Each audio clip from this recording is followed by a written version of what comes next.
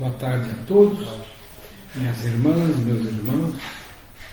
É para nós motivo de satisfação e de alegria mais uma vez estar nessa casa, a quem periodicamente somos convidados a vir e sempre nos solicitando temas que nos fazem refletir. E essa é a proposta de hoje, refletir sobre um tema proposto pela casa que é bastante motivador. Apesar de pequeno o texto, ele é muito rico de reflexões. É a parábola do fariseu e o publicano. Essa parábola ela é um trechinho bem pequenininho que está lá em Lucas, no capítulo 19, nos versículos 9 a 14. E diz assim: porque eu digo que, apesar de pequena, nos traz muitas reflexões, porque ela vai dizer da nossa relação com Deus, do nosso diálogo com Deus, da forma com que nós nos dirigimos ao Criador. Em comparando um fazendo sua prece e outro fazendo sua prece. De um lado, um fariseu, do outro, um publicano. Nós podemos refletir a nosso respeito como nós nos portamos. É por isso que é interessante. O que vai dentro do íntimo de cada um de nós é natural que só a nós pertence. E é sobre isso que essa parábola fala. Independente dos sinais externos que a gente possa trazer. Então ela diz assim: e disse também esta parábola a uns que confiavam em si mesmos, crendo que eram justos, e desprezavam os outros. Os dois homens subiram ao templo para orar, um fariseu e o outro publicano.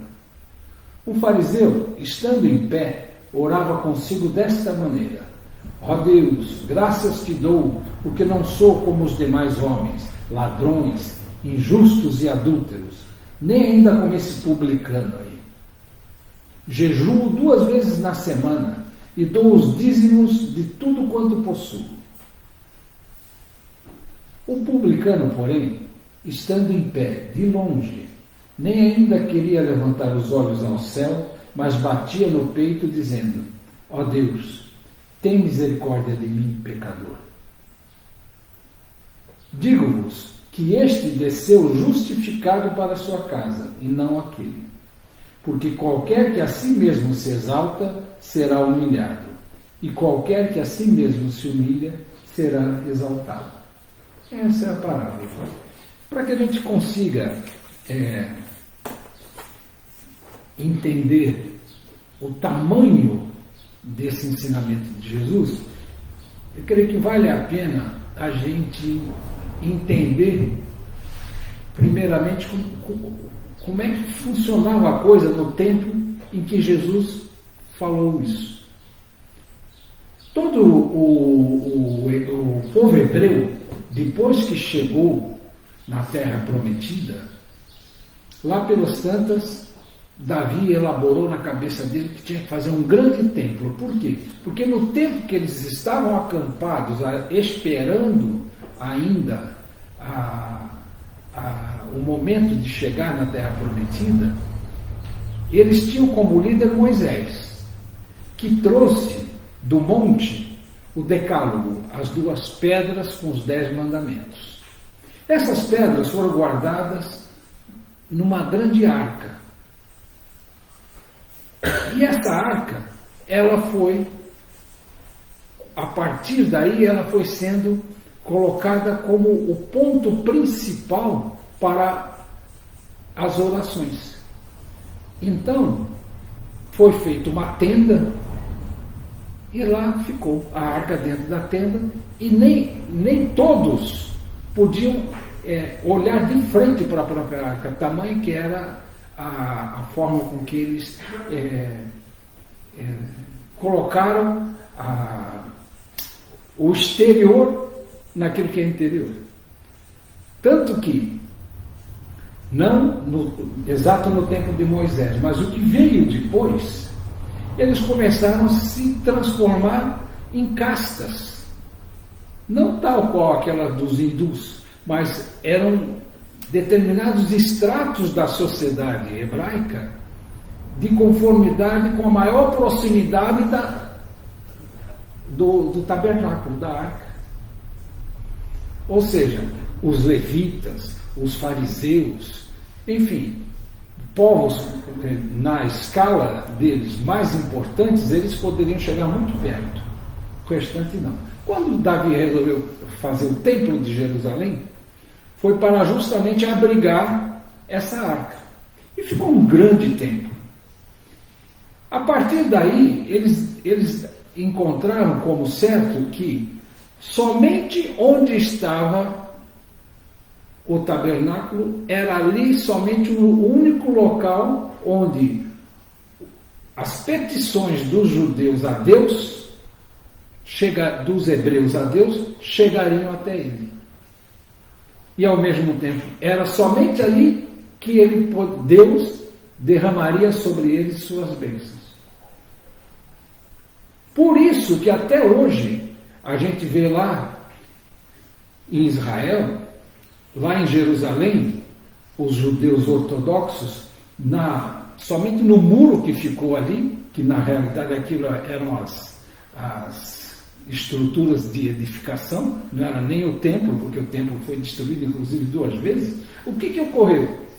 Eles ficam até hoje ali, rezando ali, entendendo que ali é o lugar principal. Por conta disso, todo o hebreu, ele 3 vezes ao ano, ele peregrinava para Jerusalém para subir ao templo de Jerusalém e lá colocar suas oferendas em sacrifício. Em sacrifício por quê? Porque se sacrificavam animais, pombas.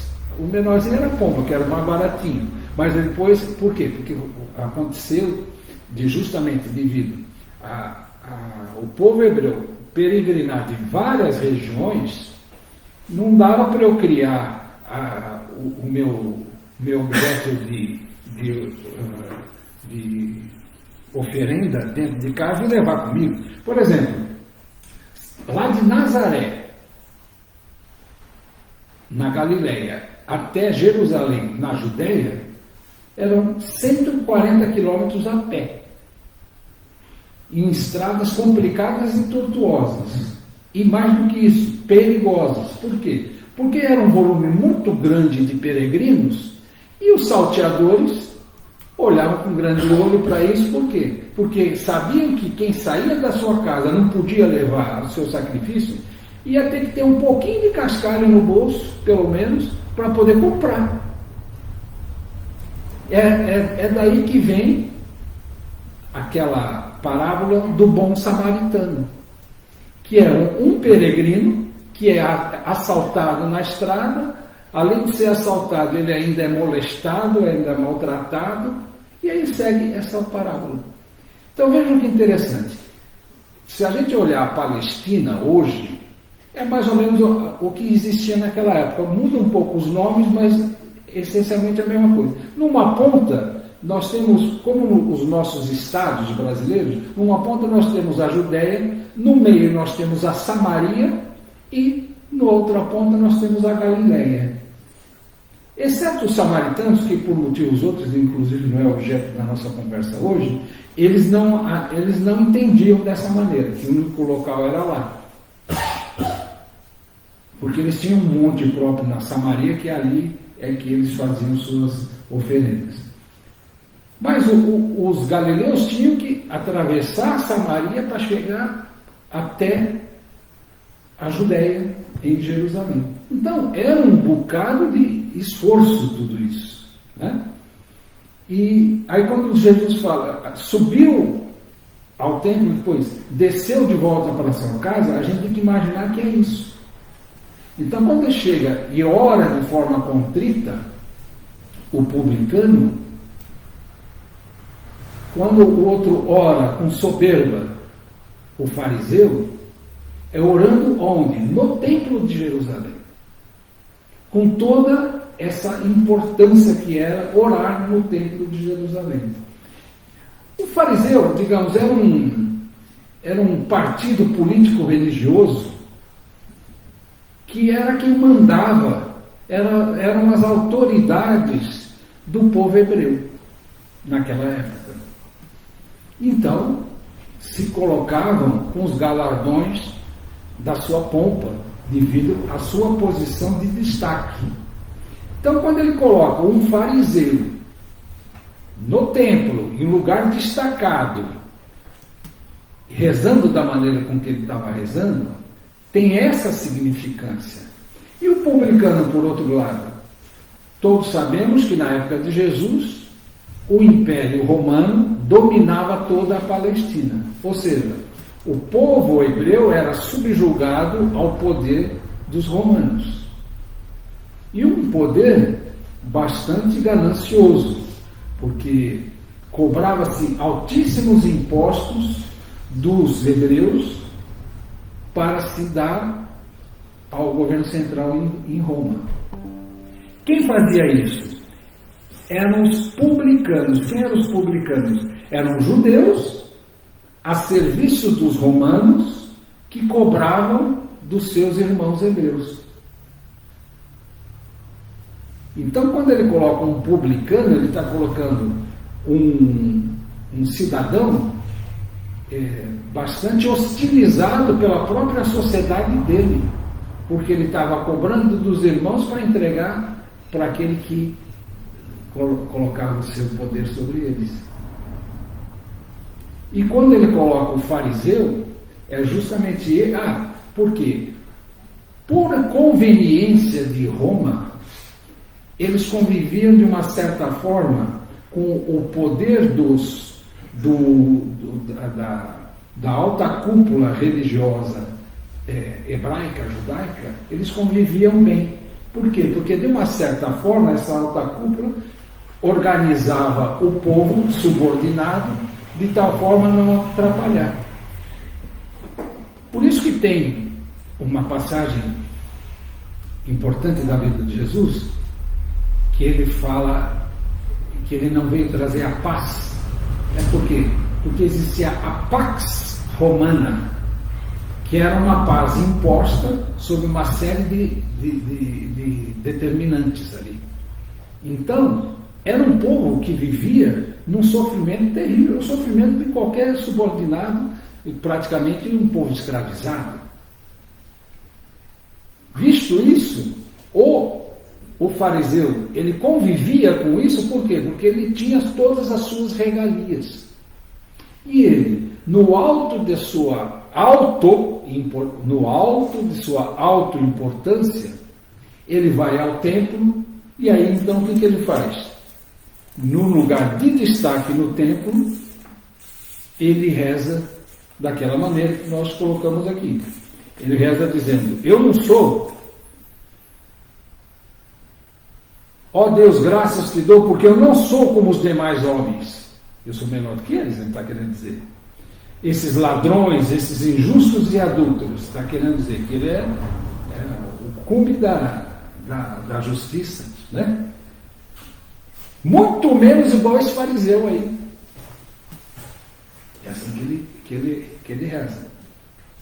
E aí, o publicano, que é o cobrador de impostos, sabendo, porque no íntimo da sua consciência, ele sabia que ele estava fazendo um trabalho complicado. Um trabalho onde ele mesmo estava se complicando. Tanto é que o que ele faz? Ele bate no peito, como na religião antiga, mea culpa, né? Mea culpa é em latim, né? Minha culpa. Né? Ele bate no peito, chamando a culpa dele mesmo, dizendo, pedindo misericórdia porque ele é um pecador. Reconhecendo a sua condição inferior em relação àquilo que é esperado por Deus. Então vejam que interessante. De um lado, alguém que está sofrendo, muito embora fazendo coisa errada, ele está sofrendo pela consciência do erro que está cometendo. Por outro lado, o outro errando também pela soberba, acreditando que ele tem um lugar diferente. Do lado, se bobear, ele pede dar licencinha para Jesus Cristo, até mesmo porque eles não achavam que o Jesus era o Messias, né? E pede licencinha para sentar do lado do Pai. Né?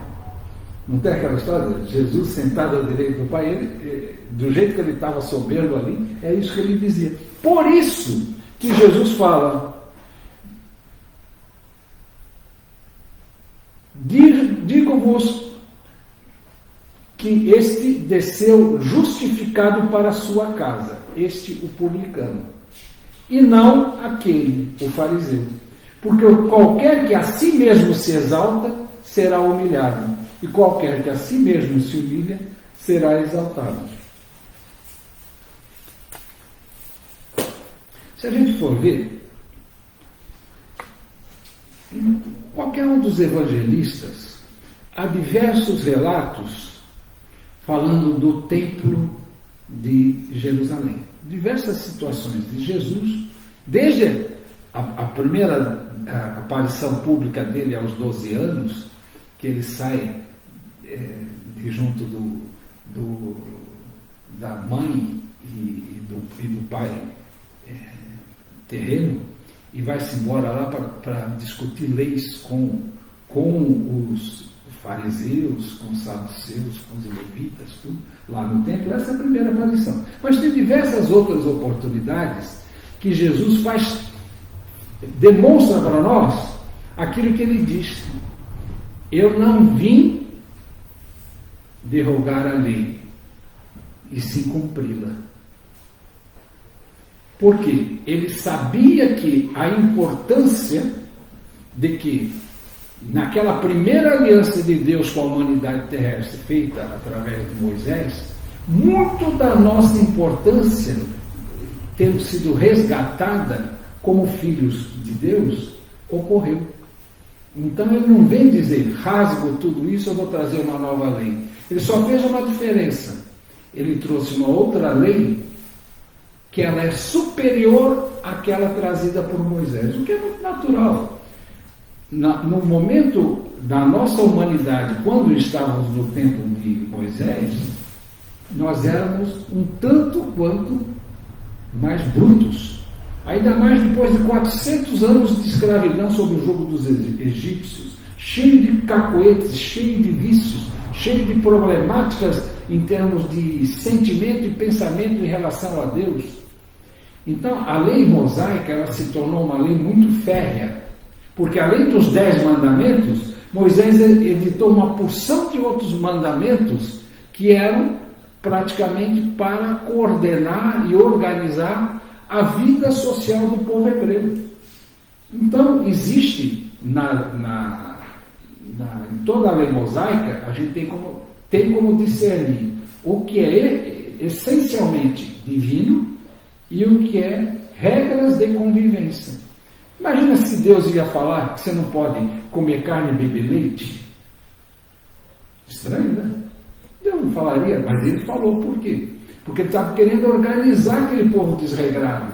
E todos nós sabemos hoje em dia do efeito que quando se come carne, existe uma série de sucos gástricos que são extremamente ácidos para poder quebrar a cadeia de aminoácidos da proteína da carne. Hoje em dia nós sabemos disso. E o que o leite é? O leite é básico. Ele quebra a acidez. Então, se o camarada come carne e bebe leite, ele vai estar dando mais trabalho para o organismo dele. É uma das leis que tem ali. Se a gente for ler direitinho o Antigo Testamento, nós vamos encontrar. E assim uma série de outras coisas. Eram o quê? Para disciplinar um povo altamente indisciplinado. E Jesus veio trazendo o quê? A transformação da espada no amor. A lei de Jesus é a lei do amor. A essência da lei de Jesus é a lei do amor. A humanidade como um todo já sabia, a gente encontra isso nas diversas civilizações, já sabia da importância de tratar o outro como um igual. Porque a gente encontra essa regra áurea em todas as civilizações, que é o quê? Não fazer ao próximo aquilo que eu não quero que seja feito contra mim. Mas Jesus, mais do que isso, ele vem trazer a realidade vivida por ele da lei do amor, da lei da entrega, da lei do sacrifício pelo próximo. Porque ele não só falou, como ele vivenciou os mais atrozes sacrifícios em todo aquele calvário que ele viveu. E por fim, no momento derradeiro, ele ainda olha, levanta os olhos a Deus e fala: perdoai-os, eles não sabem o que fazem. Então, ele vivenciou essa lei do amor. Então, quando a gente olha nessa parábola, a gente pode perguntar assim para nós mesmos: como é que ela se aplica na vida atual, na casa do Espírito e no mundo? Será que nós estamos fazendo da nossa casa espírita um templo? Dissociado do nosso dia a dia? Da mesma maneira que eles iam ao templo de Jerusalém para poder orar, será que a gente está fazendo esse ritualismo dentro da nossa vida? Ou nós estamos buscando a nossa conexão com o de mais alto a cada momento de nossa vida? Santificando cada momento de nossa vida através da nossa ligação com o de mais alto.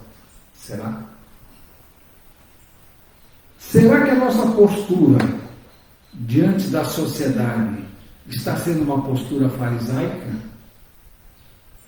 Será que a gente, no nosso íntimo, está se colocando como um ser diferenciado porque fomos agraciados pela misericórdia de Deus em conhecer essa doutrina, que de fato é uma doutrina redentora, uma doutrina libertadora, é uma doutrina que vem apaziguar nossos corações, sem dúvida. Mas será que nós estamos, por conta disso, nos acreditando melhores do que os outros que não tiveram acesso a ela?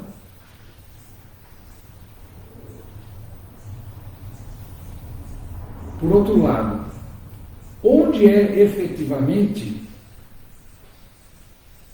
a casa, o templo, onde nós temos que orar?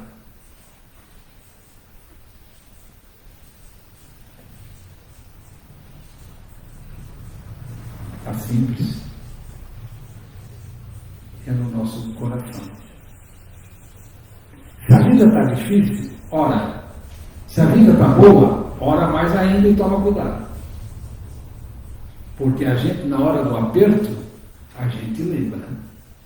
E na hora das, como diz no popular, das vacas gordas, a gente pode se desviar.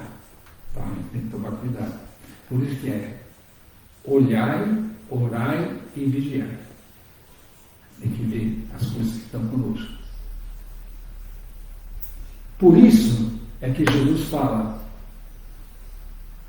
quando fala da oração, ele coloca o quê? Adorar o Pai em espírito e verdade. Nós não precisamos de nada disso.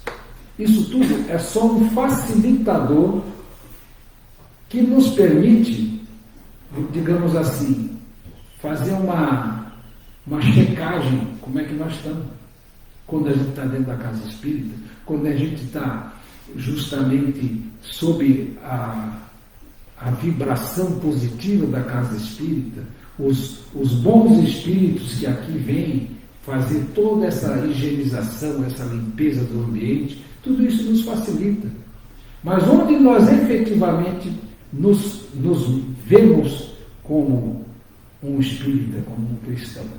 É no dia a dia. É na célula da nossa família.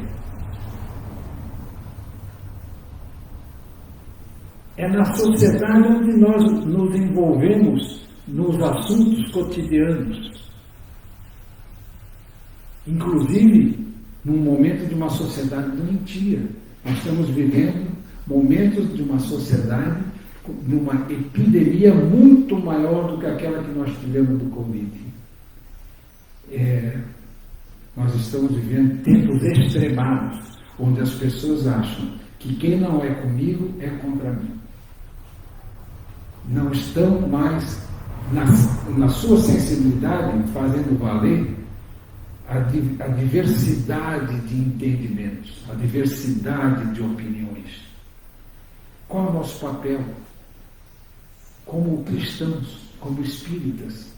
O que nós estamos fazendo? Nós estamos indo adiante com essas mensagens deletérias? Nós estamos preservando aos outros daquilo que não chega, porque hoje em dia, com esse negócio de rede social, chega tudo a todo tempo. Então está cheio de gente querendo dar nos dedos um do outro e toda hora cai isso no nosso colo. Será que nós estamos tendo o critério de ver, orar e vigiar?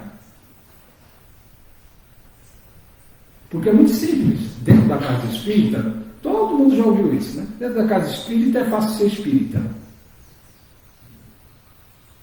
É mais fácil, porque nós temos toda essa proteção.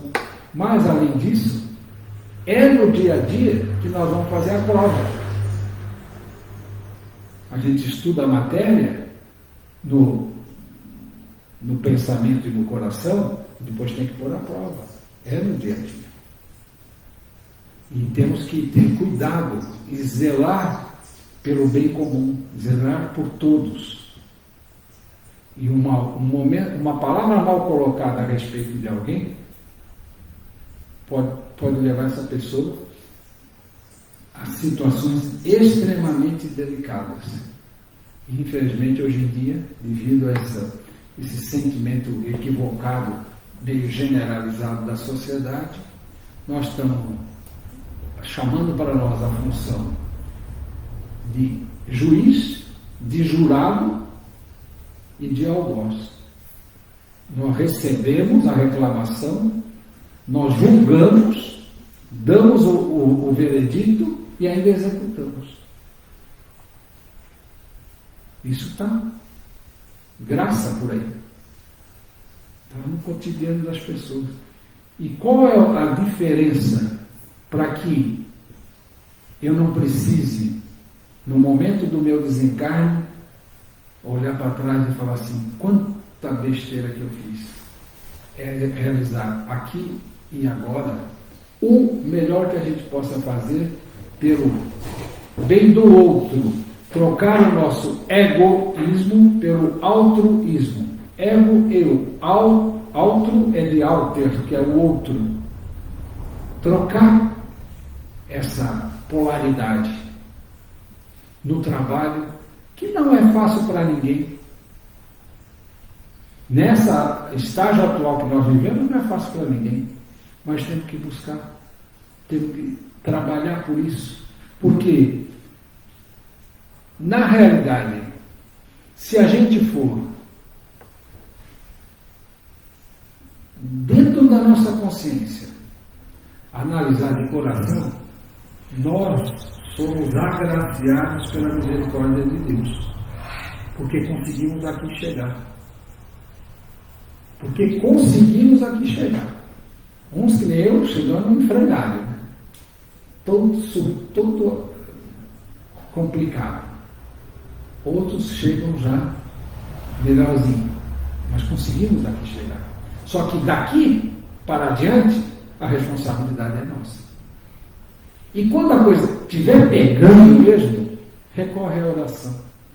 essa sincera declaração numa relação bastante direta entre nós e o Criador, a criatura e o Criador.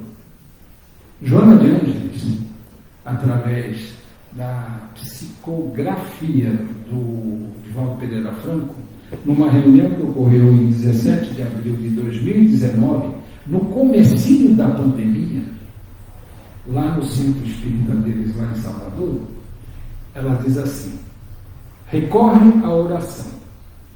A oração é um sublime instrumento de que a criatura humana deve utilizar-se para a nutrição da alma. Sempre e em qualquer circunstância, a oração é tônico vigoroso que estabelece o equilíbrio e mantém a paz. Por equívoco de alguns teólogos e crentes desprevenidos, a oração é apenas conhecida como uma reserva de forças para momentos especiais. Como consequência, se lhe recorre ao auxílio somente quando as circunstâncias parecem conspirar contra as aspirações, o bem-estar e outras ambições humanas.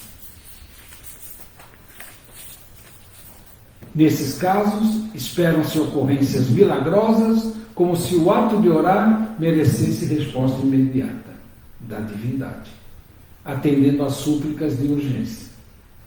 A oração não deve ser um hábito de petitórios inconsequentes, mas um programa de convívio mental e emocional de ideais e ideias felizes. O comportamento saudável é requisito primordial para a vigência oracional no íntimo do ser humano. Quando Jesus enunciou que tudo quanto pedirdes ao Pai, orando, Ele vos concederá, deixou-nos clara a ideia de que fôssemos filhos devotados e merecedores das mercês desejadas. Portanto, difere de se ter uma conduta alienada e, repentinamente, buscar-se respostas benéficas a solicitações injustificáveis. Quem ora com frequência eleva-se espiritualmente, mantendo-se imperturbável em qualquer situação. Orar é ato de comungar com Deus. Após atender as multidões, Jesus desaparecia da balbúrdia e dos comentários insensatos, para orar a Deus no silêncio do deserto.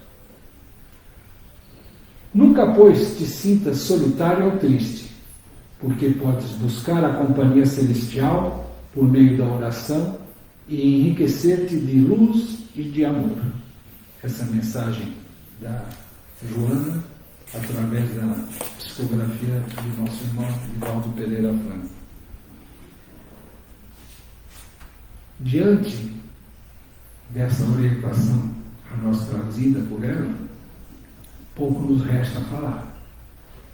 Somente desejar que essas reflexões possam ter trazido a todos nós aqui presentes, encarnados, desencarnados, os nossos irmãos internautas que agora ou para frente nos ouvirão, que essas reflexões sejam motivadoras para que a cada dia a gente possa trazer mais presente esse contato íntimo com Deus. Deus, que é Pai do meu Pai. Se meu Pai, com todas as suas limitações, buscou para mim tudo o que há de bom, que está ao seu alcance, quem dirá Deus, que é Pai de todos nós? Então, desejo a todos que Deus, em sua misericórdia, justiça, bondade, amor, harmonia, esteja presente no nosso dia a dia. E agradecido que estou a todos pela paciência, pela boa vontade de terem me ouvido, desejo que tenhamos hoje, praticamente iniciando essa semana, uma semana exitosa nesse nosso contato íntimo e verdadeiro com o Criador. Uma boa tarde a todos e muito grato.